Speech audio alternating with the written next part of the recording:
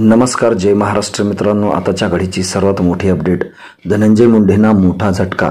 काय आहे सविस्तर अपडेट मित्रांनो, जाणून घेऊया।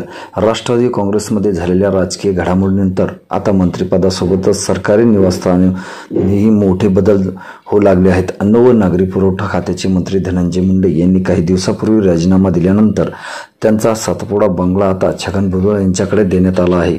त्यानुसार मुंडेंना हा बंगला 15 दिवसाच्या आत रिकामा करण्याचे आदेश राज्य सरकारने दिले आहेत। धनंजय मुंडे यांनी राजीनामा दिल्यानंतर 2 महिन्यांहून अधिक काळ उलटून गेला तरीही सातपुडा बंगला त्यांच्या ताब्यातच होता। आता राज्य सरकारने नोटीस काढून हा बंगला भुजबळ यांच्याकडे सुपूर्द करण्यात येणार असल्याचं स्पष्ट केलं आहे। सध्या या बंगल्यामध्ये मुख्य गेट बंद ठेवण्यात आला असून पोलिसांना कुठलाही आत न सोडण्याच्या सूचना देण्यात आल्या आहेत।